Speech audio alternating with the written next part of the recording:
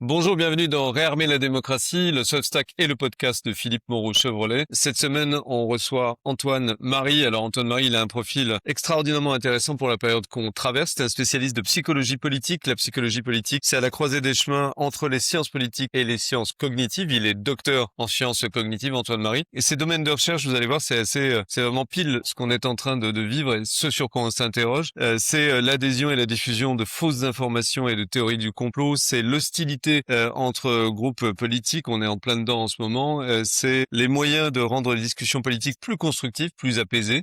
Le côté obscur, et ça c'est très intéressant de la moralité, parce que vous tous qui me regardez, vous avez une moralité politique évidemment, donc on va la mettre en question, on va l'observer, on va la regarder, on va la comprendre. Et puis tout ce qui va concerner les questions, la politisation des questions scientifiques, puisque vous savez qu'aujourd'hui la recherche, la santé, la science sont le terrain de jeu des populistes. Antoine, bonjour. Merci Philippe pour l'invitation, bonjour. Et t'as fait 2 papiers récemment que je signale quand même, un meurtre de Quentin de Ranc, les mécanismes qui conduisent à la violence politique, ça c'était dans Des Conversations, et tu avais fait un papier sur AOC Media où tu as interrogé la notion de post-vérité, et c'est là-dessus que je voudrais commencer, c'est sur ce thème que je voudrais commencer. Est-ce qu'on est rentré dans une ère de post-vérité? Parce que quand on regarde le Trumpisme, on a la tentation d'adhérer à des analyses qui disent, ben, en fait la notion de vérité, elle n'existe plus en politique aujourd'hui. Elle est perdue, c'est la théorie de la perte des communs, hein, de la tragédie des communs. La tragédie des communs, c'est une théorie économique à la base qui dit que bah, c'est simple, si on épuise toutes les ressources communes, il y aura plus rien à se partager. Et on aurait fait la même chose avec la vérité. On aurait épuisé la notion de vérité à force de la tirer dans tous les sens. Est-ce que cette tragédie des croyances communes, elle existe vraiment? Et est-ce que ça renvoie à cette ère de post-vérité dans laquelle on serait? Alors c'est une vaste question qui est excellente parce qu'en fait, elle est tellement large qu'elle permet de passer en revue un peu le spectre de la psychologie politique à mon sens. Donc, hem, la notion de post-vérité, ce serait l'idée qu'on serait arrivé à une époque où les citoyens, en auraient moins affiche de la vérité qu'avant. C'est une grosse hypothèse, c'est une grosse claim. Pour que ce soit crédible, il faudrait déjà avoir des instruments de mesure du degré auquel les gens valorisent la vérité à différentes époques et typiquement, on n'a pas de série temporelle comme ça. Donc voilà, c'est déjà, à mon avis, un point négatif. 2°, la tendance des gens à croire des choses fausses, à adhérer à des idéologies difficiles à vérifier, à se fier à des, flux d'informations médiatiques ou à des déclarations de politiciens qui peuvent pas vérifier directement et potentiellement à se tromper ou à tomber dans des analyses très partielles, très partisanes.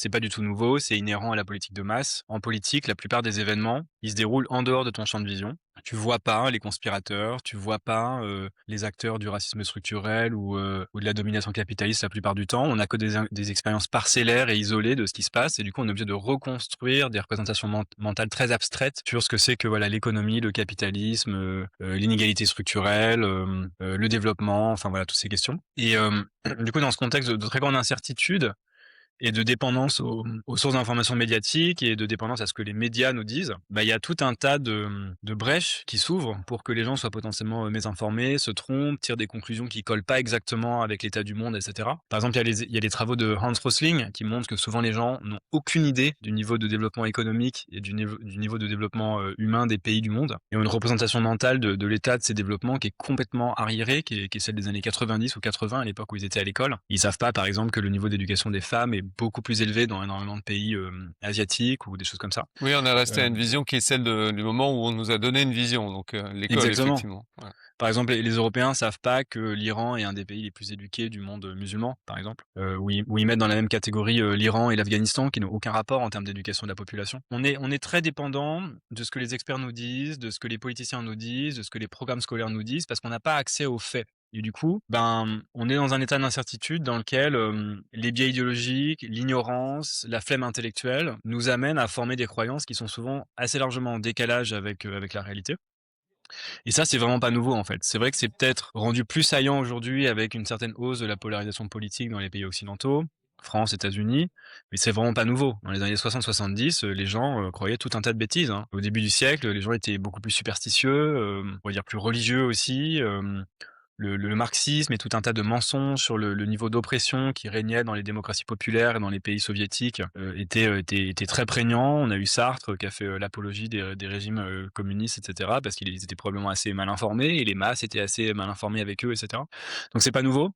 Là où il y a peut-être une donne un peu nouvelle, c'est qu'avec les réseaux sociaux, la foule a davantage la possibilité de s'exprimer. Du coup, il y a une demande un peu de politique un peu restrictive sur l'immigration, un peu xénophobe qui a augmenté, qui est rendue plus visible. Et du coup, ça crée une fenêtre d'opportunité pour que des politiciens populistes de droite comme Trump puissent monter au pouvoir plus facilement. Il y a aussi une certaine pipolisation de la politique peut-être qui va permettre à des gens qui sont avant tout voilà, des animateurs télé, par exemple, d'être considérés comme étant sérieux et compétents et d'être élus. C'est le cas de Trump. Et L'immigration, c'est un bon exemple. C'est un exemple sur lequel les faits contredisent les théories populistes. La théorie populiste, il faut moins d'immigration. Le côté factuel, c'est qu'on en a vraiment énormément besoin, en particulier dans les pays qui n'en veulent plus. Par exemple, si on donne un exemple, il y a 500 000 entreprises PME qui vont devoir mettre la clé sous la porte faute de repreneurs si on trouve pas une solution dans les 10 ans à venir. Donc c'est assez proche.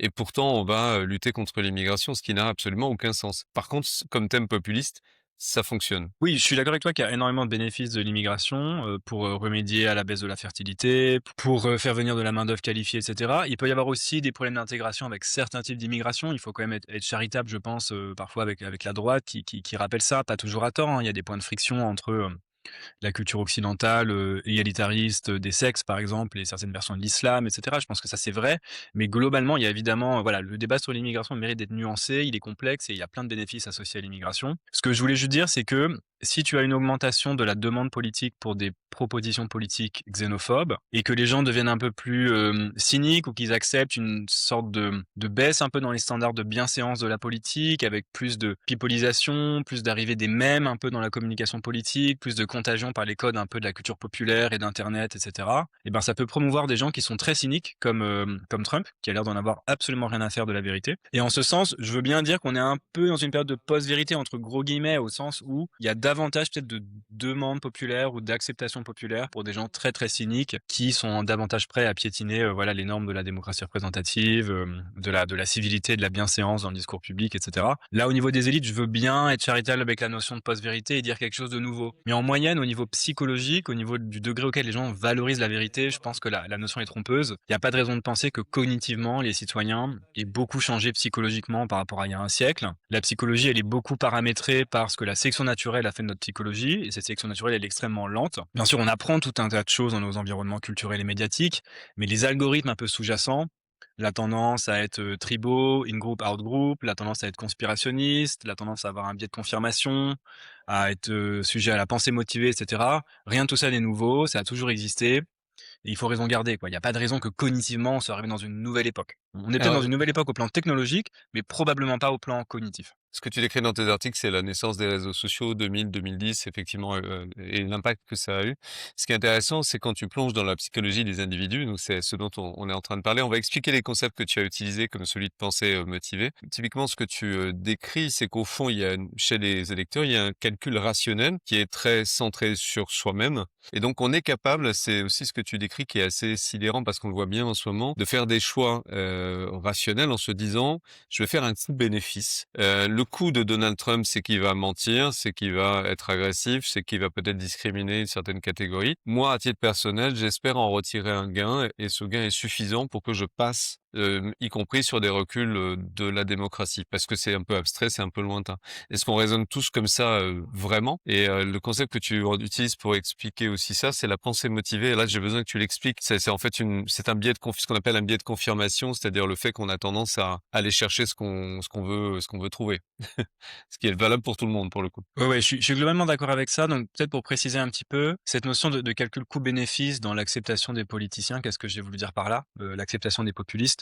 Je voulais dire que quand on appartient aux élites des grandes villes, qu'on est un bobo parisien, de gauche ou du centre, on est sidéré que les gens puissent voter pour Trump. Mais en fait, il faut essayer de s'imaginer quelles sont les incitations sociales que ces gens qui votent pour Trump dans leurs milieux sociaux plus conservateurs, plus populaires peuvent avoir. Si tout le monde autour de vous a déjà intégré l'idée que le changement climatique, c'était du bullshit, si tout le monde autour de vous est très chrétien, très fondamentaliste et très attaché à un modèle traditionnel, de la famille, si les gens autour de vous sont déjà, assez xénophobes parce que, par exemple, ils souffrent un peu plus que les élites des villes, de la concurrence avec les immigrés et cetera, ben, c'est relativement plausible d'être convaincu par ces propositions politiques populistes de droite, et en particulier, encore pire, vous avez des incitations réputationnelles à être d'accord un peu avec ces idées. Parce que les gens autour de vous le sont. Vous risquez d'être moqué si vous pensez que le changement climatique est une réalité, et cetera. Vous allez, payer des coûts réputationnels. On va se foutre de vous exactement de la même manière que dans nos milieux, d'élite, des grandes villes occidentales. On risque de se moquer de vous si, au contraire, vous l'envoyez balader et que vous êtes sceptique. Il faut toujours essayer de se demander quelles sont les incitations rationnelles que les gens ont d'avoir des comportements et d'avoir des croyances qui sont apparemment irrationnelles. Il peut arriver, bien sûr, que les gens, soient à la limite, complètement irrationnels, des cas, pathologiques, psychiatriques et cetera, ça peut exister. Mais quand on a affaire à des masses, à des dizaines de millions de personnes, il faut essayer de reconstituer un peu les incitations rationnelles et compréhensibles que les gens peuvent avoir, de penser des choses qui sont en déviation avec le consensus des experts ou le consensus scientifique. Et j'ai mentionné plutôt le phénomène de pensée motivée. Donc la pensée motivée, effectivement, va jouer un rôle important là-dedans, en politique. En politique, comme je disais tout à l'heure, les faits sont inaccessibles. Les faits sont en dehors de notre champ de vision. On n'a pas directement accès à la réalité du changement climatique, au degré auquel, je ne sais pas, le capitalisme crée de la richesse versus des inégalités, et cetera. On est un peu obligé de spéculer et de croire des sources d'informations en qui on a confiance. Et du coup, potentiellement, dans ce contexte d'incertitude assez grande de la croyance, eh ben, si on a des allégeances partisanes, si on a des intérêts économiques ou de groupes à défendre, si on a déjà, un coup de cœur pour un politicien ou une politicienne, et cetera, eh ben, l'incertitude dans laquelle on est plongé va se faire un peu, la servante de cet intérêt à croire qu'on a déjà. La pensée motivée, c'est cette idée que les gens ont des désirs de croire, il y a certaines conclusions qu'ils ont plus envie d'accepter que d'autres, pour des raisons d'intérêt particulier, d'allégeance morale, d'allégeance politique, et cetera. Et leur raisonnement va un peu se mettre à la disposition de cette conclusion qu'ils ont envie d'avoir. Un auteur qui a pas mal, popularisé cette notion, c'est Jonathan Haidt, et il a ces belles formules. Can I believe it? Must I believe it? Point d'interrogation. Donc can I believe it? C'est j'ai envie de croire à cette conclusion. Quels arguments, même un peu faibles, est-ce que je peux rassembler pour me persuader du fait que cette conclusion est raisonnable et ainsi l'adopter? Et must I believe it? C'est non, mais j'ai pas envie de croire ça. Ça m'embête de croire ça. Quels arguments, même un peu faibles, je peux trouver pour me persuader moi-même que cet argument est faible et que du coup je peux rejeter la conclusion. Voilà. Nous les humains, on fait beaucoup ça sur les sujets moraux et politiques, on s'en rend pas forcément compte. Généralement, on est très sincère, on se raconte à nous-mêmes qu'on est des sujets cartésiens, rationalistes, qui évaluons l'information de manière impartiale, et cetera. En réalité, on est saturé de plein de biais de raisonnement et ça joue énormément en politique dès qu'il y a de l'incertitude et un peu des passions idéologiques et des allégeances de groupe. Ce qu'on décrit normalement en psychologie, enfin, ce qu'est la psychologie politique, au fond, c'est aussi le fait de comprendre ce que moi j'enseigne aussi à mes étudiants en communication, c'est que plus on essaie de convaincre quelqu'un de qu'il a tort, en fait, plus on renforce paradoxalement ses croyances. Donc je leur dis en général, si vous voulez discuter avec votre tante raciste à Noël, vous ne la ferez pas changer d'avis. Il y a des chances pour que, au sortir du dîner de Noël, elle soit encore plus raciste à cause de vous. Donc c'est pas la bonne manière de faire. On va essayer de voir comment on peut en sortir. Et ce qui est intéressant dans ce que tu décris, c'est qu'au fond, on raisonne tous de cette manière-là. Et quand tu rentres dans la façon de raisonner en démocratie, c'est assez vertigineux parce que ce que tu décris sont des calculs assez rationnels finalement, qui sont pas, contrairement à ce qu'on pourrait penser, du domaine de la folie qui sont au contraire des choix qu'on fait un petit peu tout le temps, donc de manière assez inconsciente et qui finissent par présenter des systèmes de croyances qui peuvent être manipulés. On va voir un peu comment. Moi, j'aime bien Tout à ton fait. expression quand tu dis Donald Trump, peut-être qu'il a des théories complètement folles sur le Groenland, mais il oublie jamais où sont ses clés de voiture.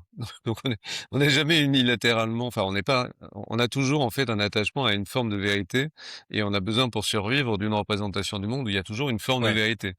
Voilà, ouais, c'est tout à fait. comment démarrer son camion ou sa voiture, etc. Donc c'est un bon exemple. Ouais, ouais. Et Donc donc un aspect, voilà. si tu veux, je peux développer 2 secondes Ouais, ouais, là-dessus. vas-y, bien sûr, au contraire. Un aspect important effectivement de cette critique, de la notion de post-vérité que j'ai proposée et que d'autres auteurs comme Dan Williams, un excellent philosophe, britannique, développe aussi, et je vous conseille, à tous et toutes, dans l'audience d'aller suivre son Substack et de regarder ses papiers. Son Substack s'appelle Conspicuous Cognition, cognition ostentatoire, c'est vraiment excellent, c'est un des C'est meilleurs excellent, auteurs ouais, sur je suis ces, abonné, je le restack régulièrement, c'est donc génial. allez le voir, ouais. Vas-y. J'essaye d'être la version française de Dan Williams en étant un peu plus empirique que lui, parce que lui, c'est un philosophe, moi je collecte des données quand même, mais on est très, très proches intellectuellement. Et donc effectivement, il faut pas penser que les gens sont devenus relativistes ou qu'il est même possible d'être relativiste. Le relativisme, c'est l'idée que les faits n'existent pas, il y a pas de normes objectives de connaissance, et cetera, et on peut croire ce qu'on veut avec une égale validité. C'est quasiment impossible pour un humain, pour un organisme, de survivre et d'avoir évolué en tant qu'espèce si on était absolument relativiste et qu'on prenait pas en compte les contraintes du monde physique. Sinon, on rentrerait dans les murs, on tomberait dans les trous, on se ferait tuer par les ennemis, enfin ce serait pas du tout viable. Biologiquement, c'est impossible. Et dans le domaine, des croyances un peu quotidiennes, de la perception, de l'expérience sensible, évidemment qu'on prend en compte le fait qu'il y a des voitures qui peuvent nous percuter, qu'il y a des meubles dans lesquels il faut pas rentrer dans les pièces et cetera. C'est dans le domaine de la politique qu'il est possible d'être en apparence un relativiste. Encore une fois, parce que les faits de la politique sont lointains, distants, abstraits, macro-sociaux, et cetera. Donc on peut se permettre de les ignorer sans souvent payer des coûts personnels, physiques en termes de survie. Et parfois même, il y a des bénéfices réputationnels à dire qu'on ne croit pas les scientifiques. Si c'est à la mode, si c'est fashionable dans ton réseau social de dire que les scientifiques sont tous pourris ou que Big Pharma, c'est des trompeurs, eh ben, tu auras des bénéfices sociaux assez concrets au fait d'envoyer balader l'expertise, et cetera. Donc voilà, il faut vraiment bien, bien distinguer le fait qu'il y a différents types de croyances et que là où tu peux pas du tout te permettre d'être un relativiste et d'être post-vérité dans le domaine de l'expérience sensible, tu peux tout à fait te le permettre. En tout cas, tu peux te le permettre bien plus s'il n'y a pas de dégâts réputationnels trop compromettants pour toi dans le domaine des affaires publiques, de la société, de la politique, et cetera. Si on prend un exemple qui est celui du complotisme, toi, tu décris le complotisme comme étant, finalement un outil tactique à disposition des politiques, de manière assez délibérée et au fond presque un calcul rationnel. Je dirais que l'esprit humain est à la base très vulnérable à l'information menaçante. Pourquoi est-ce qu'on est très vulnérable aux informations menaçantes? Parce que être hyper vigilant par rapport à une menace ou surdétecter une menace, ça peut nous rendre un peu parano, ça peut nous rendre un peu jumpy, mais ce n'est pas associé à des coûts, fatals en termes de survie, de reproduction et d'adaptation au monde social. En revanche, si tu es un peu hypo-vigilant, si tu risques de laisser passer des menaces qui pourraient te nuire, là, tu risques de payer des coûts absolument significatifs. On appelle ça la théorie de la gestion de l'erreur. On appelle ça la théorie de la détection du signal aussi en sciences cognitives et c'est très important pour expliquer, je pense, beaucoup de biais cognitifs qui interviennent en relation à la menace. C'est ça qui explique pourquoi est-ce qu'on est un peu hyper anxieux, un peu parano, et cetera. C'est parce qu'il y a des bénéfices à être un peu trop vigilant. Donc on est dans une société paranoïaque aussi par un calcul là aussi de coût-bénéfice, c'est-à-dire finalement, Ouais, il vaut mieux être hyper vigilant qu'hypo-vigilant. c'est ça. Alors plus précisément, c'est pas les individus qui prennent des décisions conscientes d'être hyper vigilants, c'est leur esprit qui est façonné comme ça par, des millénaires de sélection naturelle et ensuite ça peut être aussi adaptatif dans la vie quotidienne de tous les jours. Donc c'est renforcé aussi par des facteurs de voilà, d'adaptation à l'environnement contemporain. Et sur la base de cette propension un peu trop grande à détecter la menace et potentiellement à se méfier de la menace sociale en particulier, bah, il y a ensuite tout un tas d'entrepreneurs politiques et de constructeurs de mythes modernes qui vont, surfer un peu sur ces biais cognitifs et les exploiter en disséminant des théories du complot, mais dans d'autres cultures, en disséminant par exemple, des légendes urbaines ou des croyances religieuses qui vont exploiter aussi cette vulnérabilité à la menace sociale. Les croyances en, la magie des sorciers et des sorcières par exemple, c'est un équivalent un peu non occidental de comment ce même biais cognitif est exploité dans des contextes de société, traditionnelle, de chasseurs-cueilleurs ou d'horticulturalistes et cetera. Voilà et ensuite les croyances, conspirationnistes, elles peuvent potentiellement remplir des fonctions sociales. Une fois que tu sais que tes audiences, ton public, tes électeurs sont vulnérables à des croyances complotistes, ben, tu peux, mettre en accusation le parti, rival, par exemple les démocrates, en disséminant des croyances, conspirationnistes à leur sujet pour, les discréditer, endommager leur réputation. Tu peux pointer une menace extérieure pour mobiliser ton in-group, tes alliés, à, faire corps avec toi et voter pour toi. Tu peux éventuellement, accuser le camp en face, des pires choses pour signaler une appartenance à un camp anti-establishment, à un camp qui déteste les démocrates, et ainsi acquérir du statut et apparaître comme, un bon candidat à l'élection présidentielle pour la primaire, des républicains, par exemple, tu vois? Donc il y a aussi tout un tas de bénéfices sociaux, de jeux sociaux, de social games que tu peux jouer en instrumentalisant, en déclarant, en disséminant et en prêtant allégeance à des récits conspirationnistes, sur la base de cette vulnérabilité cognitive qu'ont les gens au niveau des audiences, au niveau du public, pour ces récits-là. Est-ce qu'il y a une asymétrie entre l'électorat démocrate et l'électorat républicain là-dessus, ou l'électorat progressiste et l'électorat conservateur? C'est Donald Trump à qui on prête cette citation qui est assez, moi je trouve assez méprisante, donc je suis pas sûr qu'il ait vraiment dit ça, mais en gros, c'était plus facile de faire campagne du côté républicain, ils sont un peu plus vulnérables à ce que tu viens de décrire, quoi. C'est ce qui est, cynique. Il pourrait l'avoir dit, mais ce qui me paraît un peu quand même, un peu voilà, c'est plus une reconstruction à mon avis a posteriori d'un raisonnement. Une post-rationalisation, mais est-ce que c'est vrai? Est-ce qu'il y a un camp qui est plus susceptible que l'autre, à la croyance de ce type de choses ou est-ce qu'on est tous égaux devant ça? À ma connaissance, c'est vrai. Malheureusement ou heureusement. C'est vrai parce qu'il y a un facteur éducation. Aux États-Unis, il y a une corrélation, relativement forte entre le niveau d'éducation, le fait d'avoir un college degree, d'avoir fait l'université et le fait d'être, plutôt plus républicain. Il y a une plus grande vulnérabilité, une plus grande crédulité des conservateurs à la mésinformation, une plus grande motivation aussi des conservateurs dans les études quantitatives qu'on a à partager cette mésinformation. Il faut distinguer croyance et partage. C'est pas parce que les gens partagent quelque chose qu'ils y croient, mais il y a l'air d'y avoir un effet, malheureusement dans la direction des Républicains, sur les 2 traits. C'est C'est-à-dire assez, qu'on peut partager quelque chose, on ne croit pas, pour faire allégeance au groupe ou pour, pour faire affirmer allégeance au groupe, pour désinformer intentionnellement, oui, comme pour, arme. éventuellement, moquer, discréditer un ennemi, pour, se faire plaisir, troller, amuser la galerie ou envoyer un signal de dominance.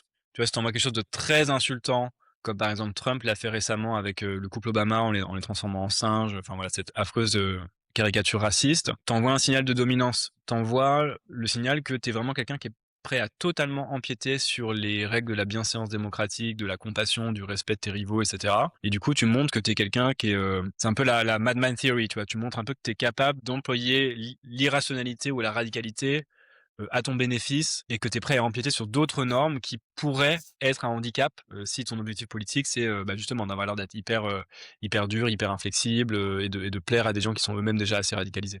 Le fait d'insulter un adversaire comme le fait Trump ou Mélenchon, je compare pas les 2 mais voilà, c'est comme ça.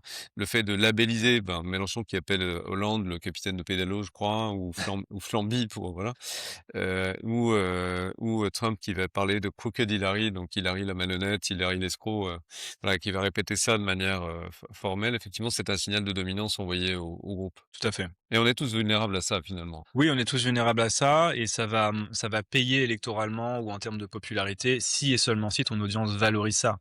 Parce qu'il se peut aussi que ton audience ne valorise, pas du tout ça. Enfin, a priori, des hommes, très à droite, peu éduqués vont valoriser ça, mais des femmes très très très éduquées des grandes villes, qui boivent du matcha latte, pas trop, tu vois? Donc ça va dépendre un peu de voilà, du type de point que tu veux marquer auprès de telle ou telle audience. Et il faut pas trahir son personnage, c'est-à-dire qu'on peut pas improviser non plus, s'improviser Trump du jour au lendemain comme Martine Vassal vient de l'apprendre. C'est une candidate conservatrice à Marseille et qui a D'accord. sorti Travail, famille, patrie dans un débat et c'était effectivement destiné à capter l'attention et là-dessus, elle a parfaitement réussi. Il y avait que elle dont on parlait le lendemain du débat. Or, l'élection à Marseille ne se passe pas avec elle. Ça oppose le RN au PS. Elle est quasiment, voilà, elle est 3e ou 4e. Elle a réussi à dominer, l'actualité après le débat le lendemain, donc on ne parlait que d'elle. En revanche, elle décroche dans les sondages parce que c'est pas cohérent avec qui elle est. Elle n'a pas construit un personnage qui lui permet d'être comme ça. Donc c'est pour dire aussi que ce biais-là qu'utilise Trump ou autre, ou Mélenchon, ce sont des biais qui ont été, qui sont en cohérence avec qui ils sont. Ils n'ont pas improvisé ça du jour au lendemain, donc c'est pas des outils magiques, en fait. On peut pas non plus, taper dessus en espérant, Non, non, bien sûr, tu être élu. raison. Ouais. Je pense que tu connais mieux ces questions d'éthos politiques que moi parce que tu bosses sur la communication politique, mais je pense qu'un commentaire psychologique qu'on peut faire, c'est que la personnalité, c'est une expérimentation qui se fait sur le long terme et tout le monde n'est pas également capable d'incarner telle ou telle, personne et en général, ceux qui, arrivent à, émerger, à des positions de leadership parce qu'ils incarnent une certaine posture, un certain type de personnalité, dominant ou au contraire, capable de faire des compromis et cetera. C'est les gens qui, en fait, ont déjà une disposition de personnalité assez forte pour ça. Ils ont eu des années et des années pour, s'entraîner en plus d'avoir la bonne nature, si j'ose dire et comme les humains sont hem, sceptiques, les gens sont capables de voilà, de on est vigilant, on est attentif à qui joue plus ou moins bien tel ou tel personnage, qui peut imiter ou acter ou au contraire faker plus ou moins bien telle ou telle émotion. Et ben, quelqu'un qui va être un peu mauvais, qui va être un peu décalé, qui va être un peu à côté de ses chaussures, sera assez rapidement, sanctionné négativement et ça va pas marcher pour lui ou elle. Oui, il paraîtra pas authentique. Probablement ce qui est arrivé à Martine, Vassal, hein, c'est de pas paraître authentique C'est ça, la notion ou d'authenticité est très importante, ouais. on lui reprochait aussi peut-être de pas savoir ce dont elle parlait, ce qu'on reproche assez fréquemment aux femmes par ailleurs. C'est est-ce qu'elle a pas dit travail, famille, patrie par hasard parce que c'était tellement sidérant que ça a créé une incrédulité et pour le coup, ça lui a pas été, profitable. Comment on passe de ce système de croyance que tu décris à la violence, politique? Ça, c'est l'objet de ton papier sur Quentin Derenc. Ce qui est bien, c'est que ça nous permet de voir maintenant tout ça s'agencer d'une manière, dynamique. C'est-à-dire, tu expliques dans ton papier comment on glisse progressivement. On devient pas, violent politiquement du jour au lendemain. Tu décris évidemment une construction. Comment ça se déroule? OK, alors la violence politique, effectivement, elle a Elle a fait un peu les gros titres là depuis la mort de Quentin, Derenque, événement, évidemment hyper tragique. Il peut être utile de commencer par rappeler un peu un contexte et des ordres de grandeur. Pas mal de journalistes ont malheureusement titré qu'il y avait peut-être une explosion de la violence politique et cetera, même Le Monde, j'ai lu ça dans Le Monde et cetera. C'est assez regrettable parce que oui, c'est vrai qu'on a un petit regain des violences politiques dans les rues depuis 2022 avec l'élection de Zemmour et cetera. Ça, c'est les travaux de Isabelle Sommier qui en attestent. Mais en termes de grandes tendances historiques, les années 2020, c'est très, très pacifié, d'accord? Mmh. Hein, la France est une société qui fonctionne bien, prospère, dans laquelle l'essentiel de la population condamne la violence physique. Tous les partis condamnent officiellement la violence physique et cetera. Ils peuvent avoir des ultras malheureusement qui se réclament d'eux, mais aucun politicien à ma connaissance n'a encouragé la violence physique en France. La France est beaucoup moins violente qu'elle était à l'époque, de l'OAS et de la guerre d'Algérie, qui a fait jusqu'à 2000 morts l'OAS. Moins violente qu'à l'époque d'Action Directe, moins violente qu'à l'époque des ligues fascistes des années 30 et beaucoup moins violente que le 19e siècle avec ses révolutions populaires, qui ont été réprimées dans le sang, par les troupes républicaines ou royales, d'accord? Donc faut contextualiser. La société occidentale est globalement sur une trajectoire d'apaisement, de civilisation des mœurs et de condamnation de plus en plus grande de la violence et ça, c'est les travaux de Steven Pinker, par exemple, qui l'illustrent assez bien et c'est une excellente nouvelle. C'est ce qu'on Évidemment voit, une c'est ce excellente qu'on nouvelle. ce qu'on voit aux États-Unis quand même, c'est les meurtres de René Good par la police de l'immigration, ça n'a pas été toléré du tout. Et on est en train de parler actuellement d'une personne aveugle qui a été, capturée, qui est un citoyen, tout à fait en règle, hein, qui a été capturé par la police de l'immigration. Ils l'ont relâché, Dieu sait où, en pleine tempête de neige, il est mort. Ça suscite évidemment, et une condamnation unanime pour le coup de tous les partis confondus. Évidemment pas de l'exécutif MAGA, mais vraiment le reste de la société américaine réagit. Donc c'est vrai qu'il y a une évolution qui a l'air presque paradoxale, quoi. Ouais et tout ça, je pense, est quand même rassurant. Même l'extrême droite, hein, n'est plus ce qu'elle était, jusqu'à il y a 50 ans. Enfin, je veux dire les saillies, ouvertement, négationnistes de Jean-Marie Le Pen, elles paraissent plus difficiles à envisager aujourd'hui pour un candidat à l'élection présidentielle. Il y a toujours une extrême droite, moi je pense qu'il faut s'en méfier, bien sûr, mais on n'en est pas exactement au même degré qu'il y a même 30 ans et encore moins, l'époque des années 50 ou 60. Dans ce contexte, un des effets psychologiques du progrès, de la condamnation de plus en plus grande de la violence, c'est qu'en fait on se sensibilise à des niveaux plus faibles de violence. Et en fait, c'est une bonne chose, tant mieux, good news. C'est-à-dire qu'on s'est sensibilisé à des problèmes de taille un peu plus mineure, mais du coup, ça nous rend vulnérables à des effets de focale médiatique, à des effets d'emballement, de panique morale, qui peuvent être un peu disproportionnés. Donc là, c'est juste pour poser un peu le contexte. Mais c'est quand même évidemment très préoccupant qu'il y ait de la violence physique dans les rues de France. Voilà, faut pas qu'il y en ait si possible. Chaque victime physique et en particulier chaque mort est évidemment en elle-même une tragédie. Comment est-ce qu'on arrive à la radicalité? C'est complexe, il y a pas mal d'étapes. Mais ce que j'aimerais un peu, souligner et ce que j'essaie un peu de faire, entendre comme argument dans le débat français en ce moment, c'est le fait qu'il y a un continuum entre la pensée partisane ou la pensée politique un peu ordinaire et la violence politique ou la radicalité politique qui peut amener à la violence. On est tous à un certain degré, on a tous tendance à s'exposer surtout à des sources d'informations avec lesquelles on est d'accord. On a tous un biais d'homophilie, surtout dans la vraie vie, encore plus qu'en ligne, mais oui, en particulier dans la vraie vie, dans nos vraies relations. On est tous un peu réticents au fait de s'exposer à des points de vue plus nuancés et contraires à soi, qui nous permettraient de mettre à jour et de compléter nos croyances et de pointer des angles morts dans notre représentation des enjeux politiques. On a tous un peu tendance à délégitimer le point de vue politique avec lequel on n'est pas d'accord, voire parfois à déshumaniser des groupes sociaux avec lesquels on n'est pas d'accord. Genre, je sais pas si t'es un bobo de gauche, les cathos de droite par exemple, etc., etc. Et si Ce que ce t'ajoutes ce que ce que tu expliques, c'est dans le raisonnement politique, c'est que, la diabolisation de l'autre, la représentation de l'adversaire, elle est fondamentale, en fait, dans elle le est ouais. voilà. Elle est un peu tout le temps là, à des degrés bien sûr très variables, hein. Elle est moins là chez les centristes, elle est plus là chez les gens très polarisés, mais elle est là un peu en potentiel, elle menace et elle nous demande un peu qu'à s'activer. Tu vois, c'est les racines un peu tribales de notre psychologie. On est très enclin, voilà, à délégitimer les adversaires, on est très enclin aussi à voir les concessions faites au camp d'en face comme étant des compromissions. Il y a beaucoup une moralisation négative dans les milieux militants, dans les milieux politisés, de la capacité à entrer dans le compromis. C'est vu comme un vice, c'est vu comme une faiblesse. Et du coup, ça amène les militants souvent, là encore, je rappelle l'importance des incitations, des coûts et des bénéfices sociaux qu'on a. Si la plupart des bénéfices sociaux que tu as en tant que militant viennent de l'approbation d'autres militants qui pensent comme toi, tu n'as aucune incitation à te montrer compréhensif et compromettant dans le bon sens, enclin au compromis avec le camp d'en face. Tu vas te faire punir, tu vas te faire moquer. Et ça d'ailleurs, c'est une des limites malheureusement des interventions contre la radicalisation, idéologique, c'est qu'on parfois on arrive à favoriser un contact intergroupe entre, palestiniens et israéliens, chiites et sunnites et cetera. Mais quand les gens rentrent ensuite dans leur communauté, on les accuse d'être des vendus, d'être des compromis parce qu'ils ont osé entrer en débat, entrer en dialogue avec le camp d'en face et ils ont fait trop de concessions avec, ces affreux out-groups complètement déshumanisés que voilà, que l'in-group désapprouve. Donc il y a un continuum un peu entre tous ces mécanismes que j'ai décrits, qui sont fréquents chez les partisans et les personnes les plus extrémistes. Il faut quand même mentionner aussi une dynamique de groupe. En général, voilà, ces militants politiques très radicaux qui, sont prêts à aller se castagner avec le camp d'en face parce qu'ils ont énormément déshumanisé, le camp d'en face et cetera. Ben, le jour J, ils se rassemblent, ils sont dans la présence physique les uns des autres et là, souvent, bah, il y a par exemple, la peur de recevoir des coups qui va, faire qu'on va décider de frapper les premiers ou bien il va y avoir une, une bousculade, une confusion sur qui a porté le premier coup. On va faire l'hypothèse que c'est le camp d'en face qui a attaqué, donc on se sent légitime, à répliquer et tout ça peut dégénérer assez facilement en pugilat. Généralement, on passe à la violence parce qu'on a peur. Il y a un lien très important entre peur et haine en politique, hein.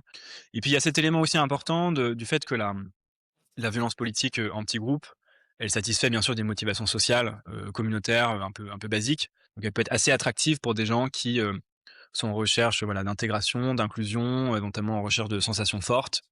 Et il y a un élément aussi un peu compétitif à l'intérieur du groupe, tu vois? Tu vas marquer des points de statut en montrant que tu es plus dur, que tu as moins froid aux yeux que le voisin et du coup, ça peut faire un espèce de mécanisme comme ça de compétition, un peu de signalement compétitif, un peu de ta dévotion politique, de à quel point tu détestes le camp d'en face et à quel point tu es prêt à en découdre. Est-ce qu'on peut en sortir alors? Comment on en sort de cette radicalisation? Comment on sort de ça en travaillant sur la représentation de l'adversaire? Ouais, ça, c'est un élément, je pense, important, mais en fait difficile à mettre en pratique. Donc idéalement, ce que tu voudrais, c'est ce qu'on appelle le contact, c'est-à-dire permettre des rencontres avec des membres du groupe d'en face, qui permettent aux gens de réaliser que le groupe d'en face n'est pas si terrible, te déteste un peu moins que ce que tu pensais, que eux mêmes ont des croyances qui sont finalement souvent un peu plus subtiles que ce que tu pensais et un peu plus compréhensibles, à l'intérieur, un peu plus cohérentes et cetera. On a vachement tendance à penser que nous-mêmes, nous seuls, on est moralement motivés et à oublier que le camp d'en face, il a aussi ses propres motivations morales assez souvent. Ce que tu décris, en fait, c'est la moralité est un statut presque ambigu, dans ce que tu décris. C'est-à-dire, elle est aussi à l'origine d'une pas de elle peut être à l'origine de nos biais, en fait. Elle renforce nos biais. Est-ce que tu peux Totalement. expliquer un peu ça, cette notion, cette considération que tu as pour la morale, en Ouais. politique? Donc en tant que chercheur en sciences sociales, quand je parle de morale ou de moralité, je parle pas de ce qui est objectivement moralement bon. Je parle des mécanismes psychologiques et sociaux qui amènent les gens à penser que certaines choses sont bonnes ou mauvaises. Ce qui se passe dans la tête, en gros. Et effectivement, une ambiguïté de la moralité, c'est que, ben, comme les gens ont des visions divergentes de ce qui est bon pour la société ou bon pour eux-mêmes, ben, dans certains cas, s'ils perçoivent une menace ou s'ils perçoivent qu'une idéologie est une menace existentielle pour leur mode de vie et cetera, bah, ils peuvent penser que la chose juste à faire, justement, c'est de supprimer un ennemi, c'est de le combattre et potentiellement de passer à la violence.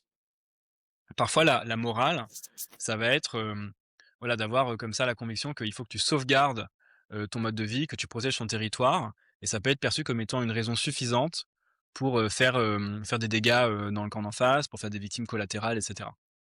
Donc il y a un côté un peu obscur de la moralité. Souvent quand les gens acquièrent des convictions absolument inflexibles sur ce qu'il faut faire et cetera, ils deviennent, sans compromis, ils deviennent motivés à voilà, poursuivre leur objectif, coûte que coûte et cetera et ça les amène potentiellement à, nier le droit à exister d'autres groupes ou à refuser toute forme de compromis et cetera. C'est un peu ça que j'appelle, voilà, le côté obscur de la moralité et du coup, voilà, dans cette perspective de un peu d'essayer de promouvoir le contact, entre militants qui se déshumanisent pour apaiser un peu les tensions. Idéalement, tu veux comme ça réintroduire du doute, de l'humilité, une compréhension des motivations subtiles que le camp d'en face a dans son engagement pour le réhumaniser et apaiser les tensions. Mais on a plusieurs entraves à ça. Un, il faut accéder aux militants. Comment tu fais pour les faire entrer dans des programmes comme ça de déradicalisation? Très compliqué parce que eux-mêmes n'ont pas la conviction d'être radicaux. Eux-mêmes pensent qu'ils ont raison, qu'ils ont la morale et la vérité de leur côté, et c'est tout. Ils vont pas se laisser faire.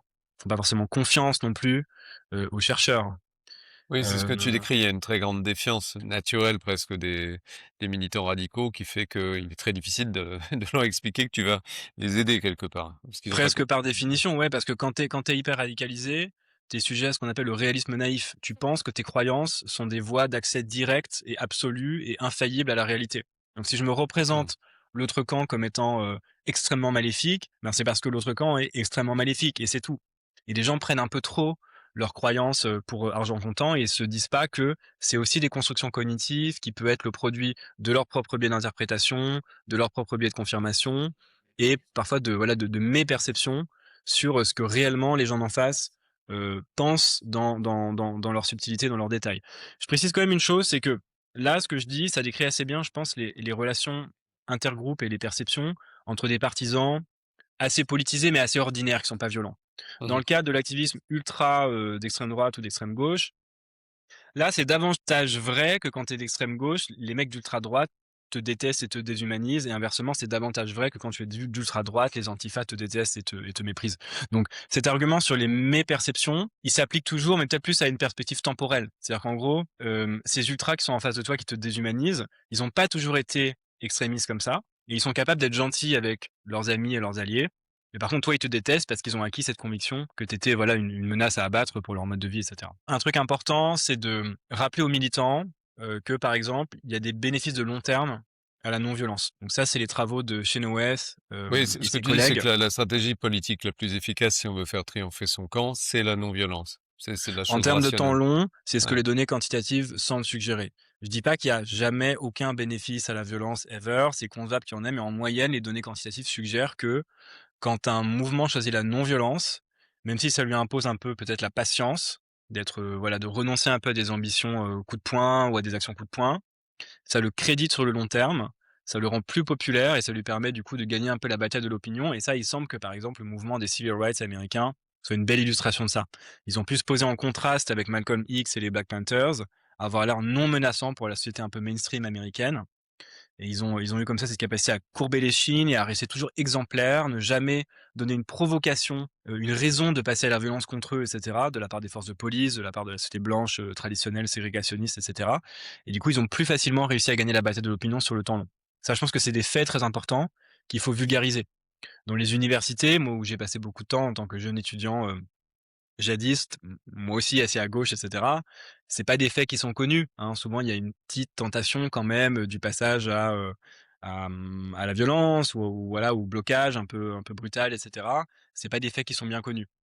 Un autre élément de réponse, peut-être, à ce problème de violence politique ou de radicalité politique, c'est qu'il faudrait peut-être diversifier un petit peu plus politiquement, les universités pour exposer davantage les gens à des défenses, un peu du point de vue contraire pour empêcher les étudiants de tomber dans des chambres d'écho. Oui, c'est Un c'est autre un c'est un gros élément sujet de maintenir la vivacité intellectuelle en se confrontant aux points de vue adverses, sans le diaboliser, par le contact, par la rencontre et ça, c'est vrai que c'est très peu fait, et c'est très peu fait. ouais. Je pense que très peu de gens ont la curiosité, en fait, de faire cet effort. Moi, j'essaie de la cultiver, j'essaie de me forcer à suivre des newsletters, des sources d'informations de gens qui pensent pas comme moi. C'est une i ouais.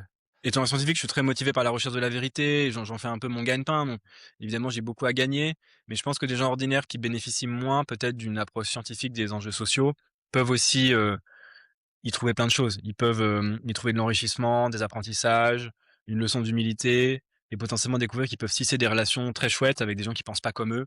Je pense que dans les relations humaines, on donne trop d'importance aux croyances explicites idéologiques des gens, pas assez, à la bonne entente et à la personnalité et aux good vibes qu'on peut avoir avec les gens et je pense qu'on est un peu trop souvent, un peu trop politisé, un peu trop intolérant sur la base de déclarations idéologiques, un peu superficielles et un peu déclamées, qui certes comptent et certes corrèlent un peu avec le comportement et les modes de vie des gens, mais ils sont pas la seule chose qui est aller chercher chez les individus.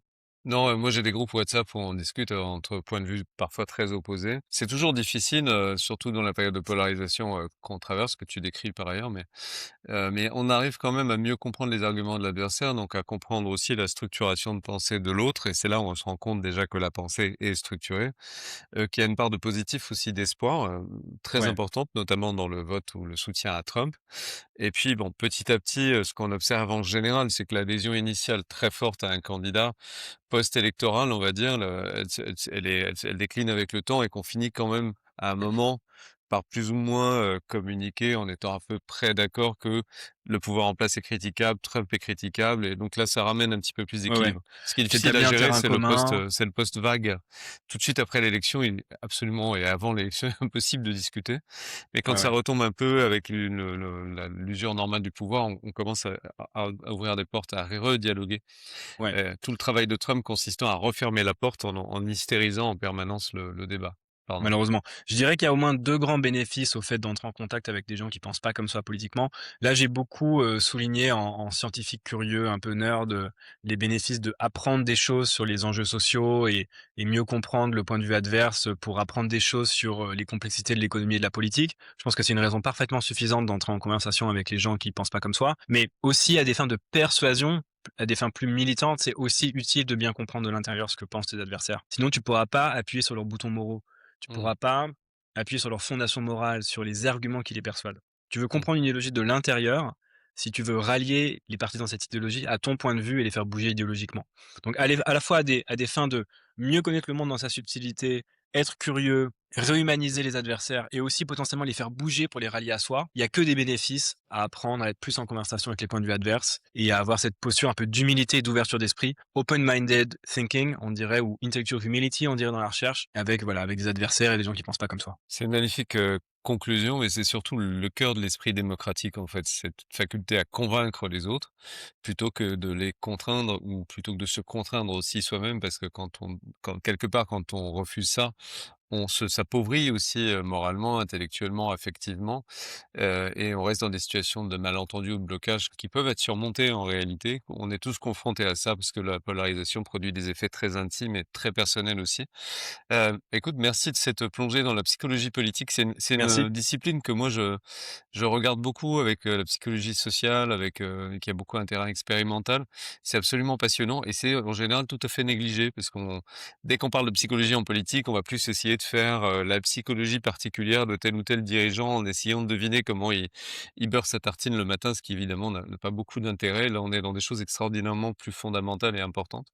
Donc merci beaucoup de cet échange et Merci puis, Philippe. où est-ce qu'on peut te suivre alors? Sur quelles sont tes plateformes? Il y a Substack, Antoine? Substack, Antoine Marie PhD, X, je m'appelle, Antoine Marie PhD aussi. LinkedIn, même chose et mon site internet, c'est antoine-marie SCI comme science.com. Les gens peuvent aller regarder, mes papiers, scientifiques, ma vulgarisation et cetera. Tout à l'heure, tu as mentionné mon article dans AOC et celui dans The Conversation. Donc là, évidemment, c'est le versant un peu plus, grand public, journalisme, un peu de ce que je fais. Je fais aussi des papiers, peer reviewed en anglais, avec des études quantitatives et cetera. Notamment, par exemple, on a une grande étude qui sort, là dans Nature Human Behavior, un des plus grands journaux de sciences humaines, avec mon équipe danoise, dans laquelle, dans 30 pays, il y avait 15 000 participants. On explore un peu ce qui prédit l'hostilité politique sur les réseaux sociaux et on montre que la recherche du statut au niveau individuel, le fait que les gens soient orientés un peu, se mettre en avant, faire du show-off, être un peu dominant, est un prédicteur essentiel du fait d'avoir été, hostile sur les réseaux sociaux et on montre aussi que plus d'inégalités économiques et plus de manque de démocratie, moins de démocratie dans le pays, sont aussi des facteurs un peu qui précipitent l'hostilité politique, en ligne dans nos données, Donc les 2 facteurs de l'hostilité politique, c'est la recherche d'un statut personnel dominant en notamment, gros et notamment, très et important. et le fait que enfin il y a le contexte d'une dégradation des conditions démocratiques, dans C'est ce ça. pays, ce qui paraît En logique. général, quand il y a des frustrations qui sont engendrées par, une forte, perception de l'inégalité économique, l'impression que ton système politique, il est opaque, que tu n'as pas vraiment voix au chapitre en tant que citoyen et cetera, ou qu'il y a une forte corruption des élites, ça crée un mécontentement, ça crée de la défiance et mais ça peut générer potentiellement de l'hostilité et aussi du complotisme et tout un tas de formes de cynisme qu'il faut essayer de combattre pour faire fonctionner, la société de manière plus démocratique et plus cohésive. C'est à chacun d'entre nous de le faire et aussi à titre, individuel, on l'aura compris. Merci beaucoup vous êtes de plus en plus nombreux à être abonnés à Réarmer la démocratie sur Substack et en podcast. Donc merci beaucoup. Continuez à vous abonner, continuez à liker, continuez à me soutenir parce que c'est très important, pour pouvoir continuer à produire chaque dimanche matin à 8h30 une newsletter ou un podcast, en alternance. Très bonne semaine à tous.